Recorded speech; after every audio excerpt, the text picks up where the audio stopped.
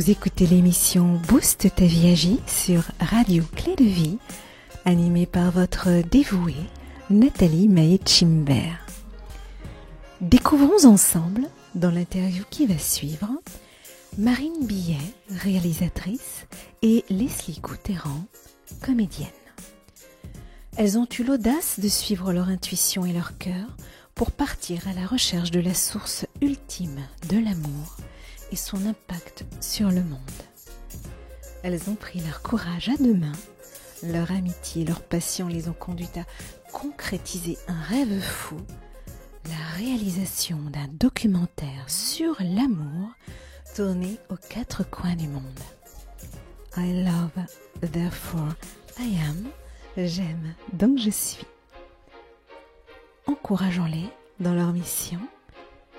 Je vous souhaite une bonne écoute. Bonjour, donc nous voici en présence de deux charmantes jeunes femmes, Marine Billet, réalisatrice, bonjour, et Leslie Coutéran, qui est actrice comédienne. Alors, le secret de ces deux jeunes femmes aujourd'hui, c'est qu'elles sont parties dans une certaine aventure qui est celle de créer une série de 4 documentaires dont la thématique est spécifique et qui est celle de l'amour. Alors voilà, je vais vous laisser vous présenter. Je vais commencer par Marine, donc, qui est réalisatrice et donc qui a déjà réalisé aussi d'autres films. Si tu veux, tu peux également en parler. Alors moi j'ai réalisé 2 films, un court-métrage de 21 minutes qui s'appelle Murmure, qui raconte les états d'âme d'un homme emprisonné, et un film de 50 minutes sur la psychogénéalogie, les secrets qui se transmettent de génération en génération par l'inconscient, et qui est toujours au cinéma, dans quelques salles. J'accompagne le film dans des salles, on fait film plus débat. Voilà, et donc du coup, là je co-réalise ce nouveau film avec Leslie. Donc Leslie, est-ce que tu peux te présenter ? Tu es actrice. Alors dans mes recherches, j'ai pu voir effectivement qu'on t'a souvent vue dans des magazines ou sur des couvertures. Couverture quelques-unes. Non, moi je suis actrice. J'ai commencé en faisant de la télé, surtout des séries. Après, je suis partie aux États-Unis. J'ai fait un film aux US. Et à côté de ça, j'ai aussi une carrière de mannequin. Donc, j'étais le visage de quelques marques de beauté. Donc voilà. Et maintenant, cette nouvelle aventure avec Marine. Donc, cette nouvelle aventure, est-ce que vous pouvez nous expliquer comment elle a démarré ? Pourquoi ou comment ? Alors, ça ramène à beaucoup de choses. En fait, avec Marine, on est très proches et on est amis depuis plus de 8 ans. Et ça fait plus de 8 ans qu'on se pose toujours les mêmes questions, qu'on partage les mêmes passions. On a voyagé beaucoup ensemble. On a vécu aussi beaucoup de choses en parallèle dans nos vies personnelles qui fait qu'on s'est rapprochés. Et il y avait on est passé par des hauts, des bas, et pendant les bas par lesquels on est passé, on a commencé à s'intéresser de près du coup à la psychologie, à beaucoup de sciences humaines, de choses comme ça, la sociologie. On essayait de comprendre ce qui se passait autour de nous. Et un jour, après une rupture où j'en pouvais plus et que ça faisait 2 ans que j'étais au fond du trou, j'ai appelé Marine. J'ai dit mais c'est quoi l'amour ? C'est quoi ? Et on était toutes les deux incapables réellement d'y répondre. Et on s'est dit, mais voilà, il y a pas de documentaire, il y a rien qui nous donne des réponses comme nous on les voulait. Donc on s'est dit, on va le faire. On va le créer. Voilà, on va le créer, on va aller chercher les réponses, on va aller faire le tour du monde et on va aller remuer tout ça. Donc c'est parti d'une envie ou d'un besoin personnel qui est vraiment qui nous touchait toutes les deux, et en fait un petit peu il y a eu une évolution un peu effet boule de neige où on s'est rendu compte que quelque chose qui nous touchait très précis au niveau de l'amour amoureux en fait était beaucoup plus général et beaucoup plus important. Et c'est pour ça que quand on parle d'amour maintenant on parle vraiment de l'amour au sens large et pas seulement un homme une femme, une femme une femme, un homme c'est vraiment au sens large au niveau humain. C'est exactement la question que j'allais te poser. Parce qu'au final, donc, c'est parti d'un chagrin d'amour. Voilà. Entre autres. D'accord. Souffrance. Voilà. Et là, tu parles de souffrance. Et comment ça se fait que ça me fasse si mal ? Et est-ce que l'amour est fait pour avoir mal, en fait ? Et donc, du sentiment amoureux et donc, vous êtes passé du sentiment amoureux sur l'amour de façon inconditionnelle. En fait, nous, Leslie vit à Los Angeles, moi je vis à Paris, mais on se Skype tous les jours et tout ce qu'on découvre, tous les nouveaux livres qu'on fait, les conférences, on se les dit à chaque fois pour avancer dans nos vies et puis parce qu'on aime bien apprendre. Et vraiment, voilà, ce qui nous intéresse, c'est vraiment au niveau amour au sens général. Donc c'est pour ça qu'on fait 4 épisodes et qu'il y a une thématique par épisode à chaque fois, parce que l'amour amoureux, c'est une petite partie par rapport à tout ce qu'on a envie d'apprendre en fait. Le fil rouge des quatre documentaires, donc on a compris, c'est l'amour. Vous l'explorez comment alors cette enquête ou cette recherche, vous la réalisez comment? En allant sur le terrain, interviewer des personnes, observer des cultures? Alors en fait, il y a deux trames. Il y a la quête, donc on part découvrir quelle est la source de l'amour et son impact dans le monde. Et pour ça, on part toutes les deux donc dans plusieurs pays du monde pour rencontrer des scientifiques, des biologistes, des auteurs. On va aller vivre avec des communautés, des tribus, des peuples indigènes. Et à côté de ça, on va filmer aussi une autre trame qui s'appelle donc le voyage initiatique, où on va nous voir toutes les deux nous transformer au fur et à mesure des épisodes, comment nous, ça nous transforme. Et si ça peut le faire pour nous, ça peut le faire pour plein de gens. Ok, donc c'est vraiment expérientiel. Je veux dire, pour vous deux, vous êtes partis de ce projet-là pour grandir aussi, en fait. Ouais. Le premier documentaire est fini, je crois bien. J'ai eu le plaisir de voir quelques... Non. En fait, si, le tournage, en tout cas, est fini. Alors, on a commencé le tournage en Asie pour vraiment faire un teaser présentation pour les investisseurs et les chaînes de télé, pour vraiment leur montrer dans quelle direction on allait. Vu que c'est assez spécifique ce qu'on fait, c'est beaucoup plus simple à montrer du coup qu'à expliquer. Mais en fait, non, en fait, on va tout tourner, on va aller dans chaque pays et voir tous les intervenants qu'on veut avoir, et après, ça va être monté et tout va être, les pays, les parties vont être complètement entremêlés, parce que chaque épisode correspond à un thème précis. Ah, d'accord. Voilà, donc le premier épisode, c'est l'amour, la société, et donc du coup tout ce qui est crise économique avec l'individualisme, la consommation, la solidarité. Donc vraiment on explore tout ça dans le premier. Le deuxième, c'est l'amour et la planète, et là on va aller explorer la crise écologique, et puis c'est dans cet épisode qu'on va aborder l'amour plus de manière scientifique, du coup avec des biologistes, des neuroscientifiques. Donc voilà, et puis tiens, je te laisse expliquer les deux derniers. Alors ensuite, on va étudier donc l'amour au niveau humain, l'amour et les humains. Donc du coup là, ça va répondre à tout ce qui est parce qu'en fait chaque épisode répond à une problématique. Donc le premier, donc on a dit, c'est la crise économique, le deuxième la crise écologique, et le troisième c'est tout ce qui est violence, peur, racisme, guerre, etc. Et le quatrième épisode répond au jugement, en fait. Donc le dernier, donc c'est plus sur nous, les jugements qu'on peut avoir sur les autres ou sur nous-mêmes, et plus sur l'estime de soi, l'amour de soi, etc. D'accord. C'est un très vaste projet. Alors moi, ma question est comment avez-vous fait pour oser, ou tout au moins ne pas avoir peur? Donc oser partir dans... Est-ce que vous avez réalisé au départ que ça prendrait une telle ampleur? Parce que j'ai cru comprendre que vous n'êtes pas toutes seules lorsque vous voyagez avec une caméra. Vous avez toute une équipe de techniciens autour de vous. Donc ça demande des fonds, ça demande beaucoup de choses. Qu'est-ce qui vous a stimulé ou motivé à partir sur ce grand projet qui demande beaucoup d'investissement et financiers et personnel, etc. Alors on ne dit pas qu'on n'a pas peur. Hein. La peur, elle est là, hein, elle fait partie, les doutes sont là. C'est qu'à un moment donné, on s'est rendu compte que c'était un peu comme une mission pour nous. C'était en train de transformer notre vie, et plus on en parle aux gens, plus les gens sont derrière nous. Donc on est aussi porté par tous les gens qui nous soutiennent. On a fait une campagne de crowdfunding qui a vraiment très bien marché sur le net, et les gens nous écrivent régulièrement, et on est vraiment aussi porté par eux. Et on les remercie parce que dans les moments un peu durs, vraiment, ils nous donnent des ailes. Et puis, on fait quand même ce projet pour l'instant tout à deux. Donc on s'occupe, on travaille non-stop parce qu'en fait on s'occupe de tout, de la compta, des rendez-vous, on fait un peu 10 métiers en un pour l'instant parce qu'on n'a pas trop de choix. C'est vraiment les débuts pour l'instant. Et après, effectivement, à Bali, on avait une équipe de 7 personnes derrière nous, 7 gars. Mais ça s'est très bien passé, ils étaient vraiment adorables, mais c'est vrai qu'on a dû aussi tout gérer, donc ça s'est fait, voilà. Mais le doute et la peur sont présents, mais qu'est-ce qui fait qu'on arrive à les dépasser? C'est la passion et puis le fait qu'on vive ça un peu comme une mission de vie, quoi.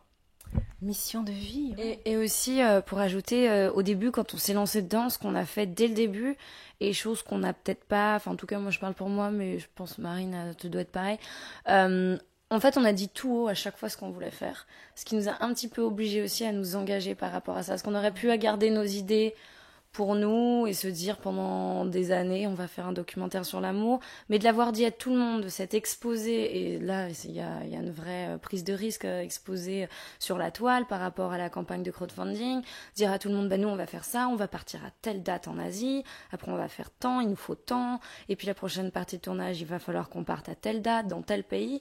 Et les gens souvent nous disent mais comment vous faites, comment vous allez faire, on sait pas, mais on part. Et en fait c'est comme d'affirmer devant le monde entier, allez on va le faire, et surtout se l'affirmer tout, mais pour nous, comme ça on a plus le choix que de suivre ce qu'on a dit. Donc ça nous booste aussi ces petites des engagements.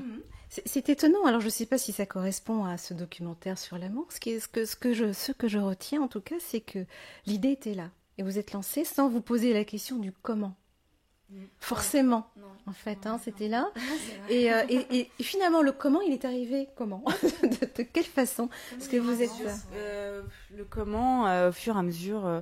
Nous, on est quand même toute la journée en train d'être ensemble, et donc les idées, elles émergent au fur et à mesure. Des fois, c'est un truc tout con. On passe le balai, hop, il y a un truc qui sort.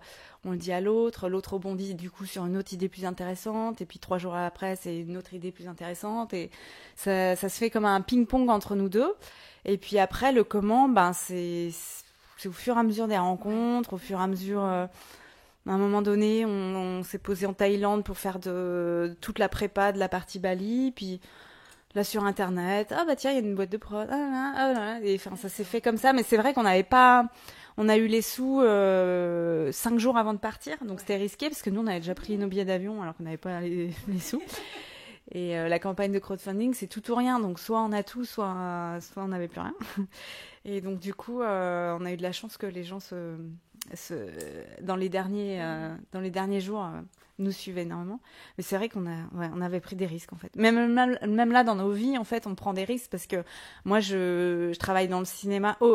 En plus d'être réalisatrice, je travaille dans le cinéma aussi en tant que script. Donc je suis une sorte, on va dire, je suis une technicienne de cinéma sur les plateaux, je travaille avec le réalisateur. Et là j'ai refusé 8 films pour pouvoir le faire, donc financièrement c'est une prise de risque. Les réalisateurs avec qui j'aime bien travailler, je suis obligée de leur dire non. Et puis Leslie aussi a refusé du travail et a dû rendre l'appartement dans lequel elle vivait à Los Angeles. Donc du coup voilà, c'est parce que nous en fait pour nous c'est pas un choix, on n'a pas de plan B, il faut le faire. Donc il faut qu'on le fasse, et pour nous et pour les autres en fait. Donc du coup on prend des risques. Mais c'est pas facile parce que moi quand j'ai mis ma maison dans un garde-meuble, ça fait bizarre. Tout dans des cartons, du coup c'est vraiment mais c'est ça, on n'a pas le choix. On l'a pas décidé. On rebondit sur le côté initiatique dont vous parliez tout à l'heure. C'est que ça vous habite, et voilà. Il faut parler d'amour parce qu'il y a peut-être une urgence aussi aujourd'hui dans le contexte. Il y a cette urgence de parler d'amour. C'est surtout, on a l'impression qu'il y a depuis quelques années, depuis 2-3 ans, c'est comme si il y avait énormément de personnes. Alors moi je parle pour moi dans mon entourage de personnes qui se mettent sur le même chemin, comme s'il y avait une prise de conscience générale à tous les niveaux, que ce soit écologique, économique, personnel. Il y a vraiment cette recherche de pas seulement de bien-être ou de comment on dit, de se je perds les mots, en tout cas au niveau personnel, de pas l'ambition mais de se créer une vie, mais Se réaliser, merci. Mais maintenant, j'ai l'impression que ça touche plus quelque chose de général et comme si on voulait se réaliser ensemble. Et on revient à des valeurs qui étaient plus anciennes, où les personnes prennent conscience qu'on est tous ensemble. Voilà. Exactement. Et les gens à des petits niveaux commencent à prendre tous des initiatives et c'est vrai qu'il y a cette urgence où on se dit c'est soit on va dans cette direction, soit on va droit dans le mur. Et c'est maintenant. C'est pas dans 10 ans, c'est pas dans 15 ans, c'est vraiment maintenant qu'il faut le faire. Et nous, on part du principe que tout part de l'amour, que toutes les souffrances, les violences dans le monde partent de l'amour. Et si on pouvait déjà aller changer ça, changer cette énergie en soi et dans son entourage, tout le reste va pouvoir changer tranquillement à son rythme derrière. Ah oui, donc lorsque vous parlez d'amour, donc vous allez également explorer toutes les dimensions spirituelles, religieuses. On parlait du domaine amoureux tout à l'heure. Quelles sont les autres sources en fait finalement de l'amour? Parce que vous allez dans vos différents voyages où vous avez peut-être déjà rencontré des peuples indigènes ou des cultures très différentes de l'esprit occidental. Oui, on a vécu avec une communauté au Népal et à Bali. Et effectivement, on s'est rendu compte qu'il y avait vraiment beaucoup de choses que... En fait, nous, cette société occidentale, elle nous plaît parce qu'on vit dedans, on est intégrés, on n'est pas des gens qui vivons à côté, en fait, en étant complètement marginal, etc. Mais on se rend compte qu'il y a il y a eu beaucoup d'évolutions super, en fait, dans cette société occidentale, par des nouvelles technologies, plein de choses incroyables. Mais c'est comme si c'était allé un peu trop loin, un peu trop vite, et qu'on s'était aussi perdu en chemin. L'être humain s'était un peu perdu en chemin. Et du coup, ça nous intéresse d'aller vivre avec ces communautés pour voir... eux, qu'est-ce qui est resté intact en fait chez eux parce qu'ils n'ont pas eu toute cette évolution technologique de société et de pouvoir aller rencontrer toutes ces personnes, ça nous donne des réponses et des inspirations pour pouvoir trouver des solutions à intégrer nous dans notre société. L'idée de notre documentaire, c'est pas d'exploser notre société et de dire c'est de la merde, tout est nul, on va aller vivre tout nu dans une forêt, quoi. L'idée, c'est vraiment de voir quelles solutions on peut trouver un peu de partout pour les ramener ici et de voir comment on peut améliorer notre vie au quotidien et par des petites choses en fait.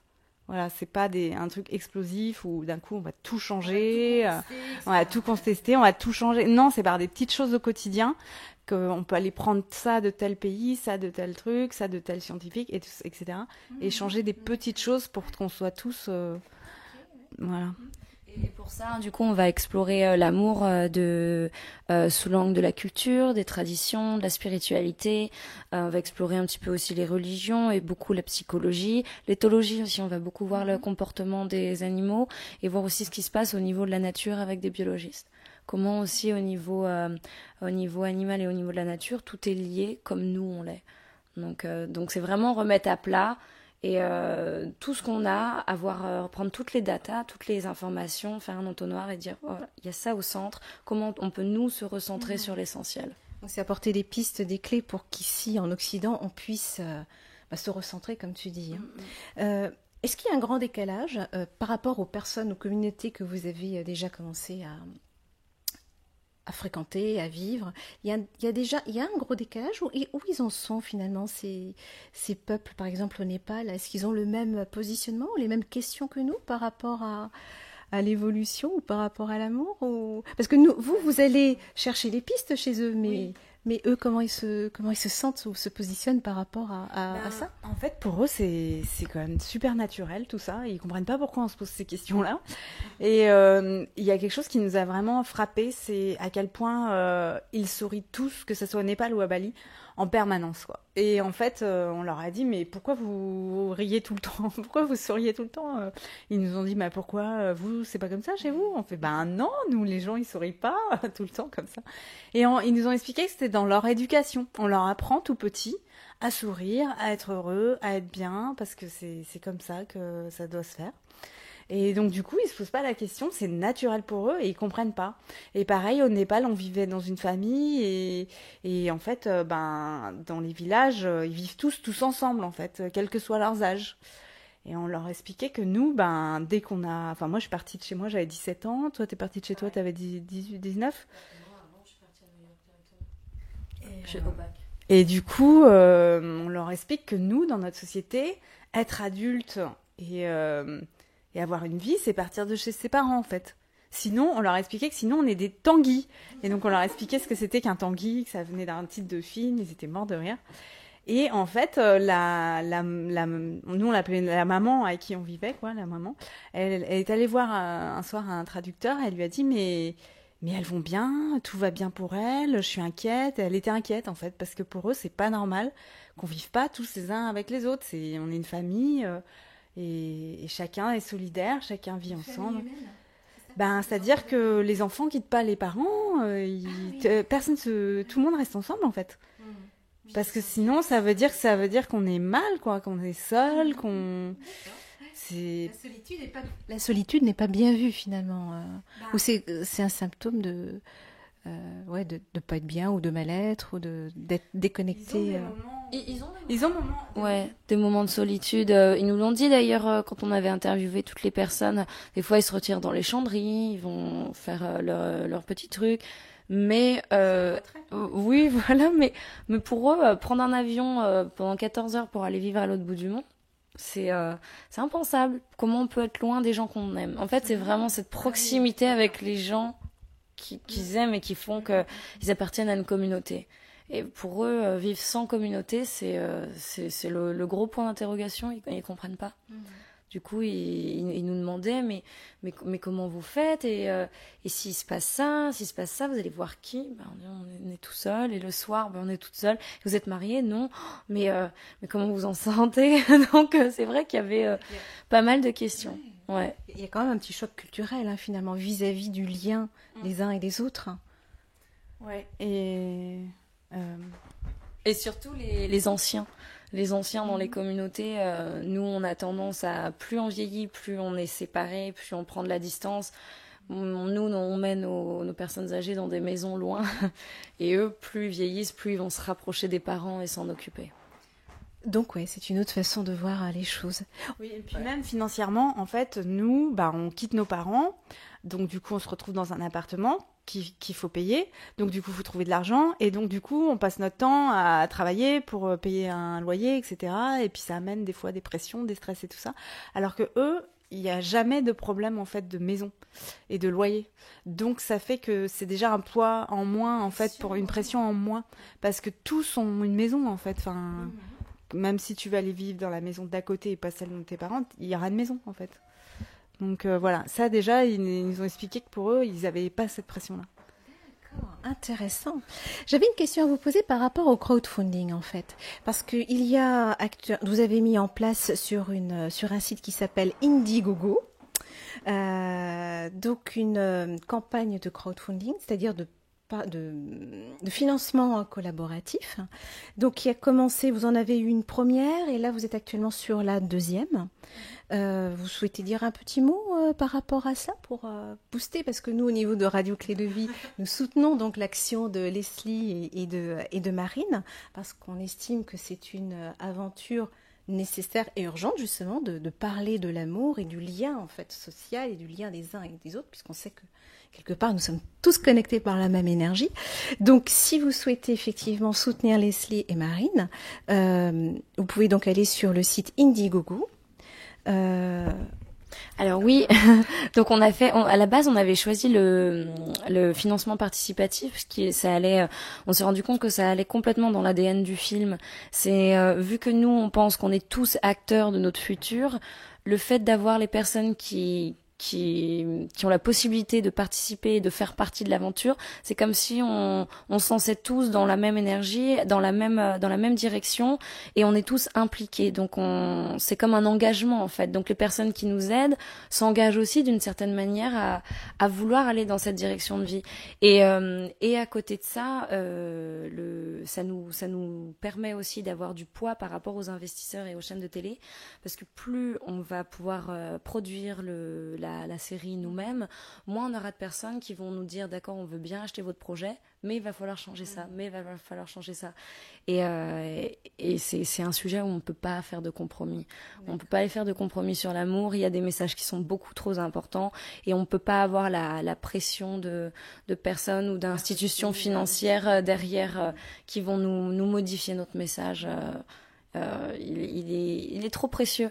Donc on s'est lancé pour aller jusqu'au bout. Donc et là c'est le meilleur moyen, c'est le financement participatif. Et ça nous a beaucoup aidé, et aussi psychologiquement, comme disait Marine tout à l'heure, le soutien, et de se rendre compte à quel point ça touche tout le monde.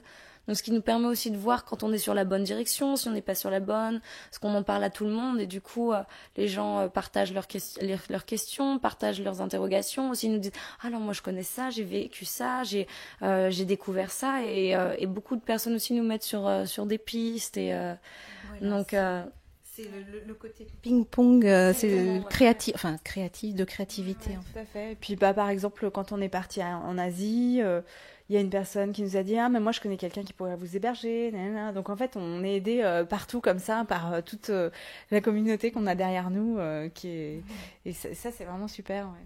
Formidable. Alors à l'heure actuelle, si on veut, vous avez un site internet sur lequel on peut aller pêcher toutes les informations par rapport à vos actions? Eh ben pour l'instant c'est le Indiegogo où il y a toutes les informations. Donc c'est l'information pour pour la participation collective, le crowdfunding. Mais sinon vous avez un site spécifique par rapport à I love, therefore I am. Alors on a tout mis sur l'Indiegogo pour l'instant, pour que les personnes soient dirigées vers une plateforme. Il y a toutes les explications par rapport au pays, ce qu'on va aller explorer, les épisodes, la série, l'intention. Et d'ici quelques mois, on aura un site avec pour le projet, où on va aussi construire une communauté par rapport au sujet. Okay. C'est un gros site à faire, et donc ça nous prend plusieurs mois. Et donc actuellement, donc là, vous êtes revenu d'un tournage Népal-Bali. Votre prochain départ pour la deuxième thématique, ce sera? Alors notre prochain départ prévu, ce sera le Sénégal, donc très prochainement. Et on va aller suivre des jeunes, des ados de ghetto de Détroit aux États-Unis qui partent au Sénégal dans un village, construire une école et faire de l'humanitaire. Et on va aller les suivre et suivre leur transformation. C'est des enfants pas forcément faciles au début. Et on va voir comment le fait d'être dans l'altruisme et la coopération les transforme. Okay. Donc, ça sera l'Afrique. Ouais. États-Unis, en fait, une partie États-Unis, c'est ça? Non, eux, c'est les enfants qui viennent de Détroit, des États-Unis. Mais nous, on les rejoint directement au Sénégal. C'est vous qui avez impulsé l'idée, ou c'est parce que vous avez chopé l'idée en cours? Alors en fait à la base, c'est une longue histoire. Donc à la base on fait aussi de l'humanitaire, et l'année dernière en fait j'ai créé une équipe à Los Angeles, et Marine tout de suite nous a rejoint, et en fait tous ensemble on a cherché des fonds pour construire une école au Népal. Donc on a réussi à réunir la somme assez vite. On avait fait un événement à Los Angeles, et du coup plusieurs personnes nous ont rejoints au fur et à mesure dans l'équipe, et on a eu beaucoup plus d'argent que prévu. Donc l'organisation qui a l'habitude de faire des écoles, elle en fait quelques-unes par semaine dans le tiers-monde, et du coup a proposé avec l'argent qui avait été récolté, de financer un programme pour envoyer un groupe de jeunes de Détroit faire la même chose qu'on avait fait au Népal, au Sénégal. Et c'est un programme qui existe déjà, et ils ont dit les résultats sont c'est assez hallucinant de voir ce qui vient d'une extrême pauvreté. Il y a beaucoup de violence dans leur quotidien. Détroit, c'est vraiment une ville très très très dure aux États-Unis, et d'être D'être dans un environnement avec des communautés qui leur apportent énormément d'amour, qui leur ouvrent les portes, ça les transforme beaucoup. Et c'est surtout l'altruisme et la coopération. Ça pousse quelques boutons à l'intérieur. Et nous, on l'a vécu en fait au Népal. On s'est rendu compte en 4 jours, les 4 premiers jours, c'est comme si on avait pris notre cœur, on l'avait ouvert et tout d'un coup, on s'était reconnecté à quelque chose qu'on n'avait pas touché depuis longtemps. Donc on s'est dit si ça a ses effets sur nous, sur des jeunes de 17, 18 ans, 16 ans, ça va être incroyable. Intéressant, ça donne envie en tout cas. La série des 4 documentaires, vous avez une échéance par rapport à la sortie des 4 documentaires? Ça va dépendre des financements qu'on va avoir, mais dans l'idéal, on aimerait que ça soit tout terminé dans 2 ans. Dans 2 ans. Donc 2 ans, donc ça nous ramène, on est en 2017, 2018. Donc encore 2 années d'aventure avec toutes les concessions que vous avez fait par rapport à votre vie privée, par rapport à votre vie professionnelle. Donc là, vous êtes tenu par l'univers en fait. C'est-à-dire que là, l'idée, c'est d'avoir des financements et qu'on puisse aussi se payer dessus. Donc là, pour l'instant, nous, on se paye pas, mais l'idée, c'est aussi de pouvoir se payer. Donc dans ces cas-là, ça sera un boulot, quoi. J'aurais peut-être une maison dans 1 an, au moins reprendre un appartement pour quelques mois. En tout cas, Marine et Leslie, merci pour votre témoignage pour Radio Clé de Vie. C'était vraiment superbe de vous entendre. Donc, on est derrière vous, on est avec vous et on va parler énormément de I love, therefore I am, c'est-à-dire j'aime, donc je suis. Merci infiniment et à très bientôt. Merci beaucoup.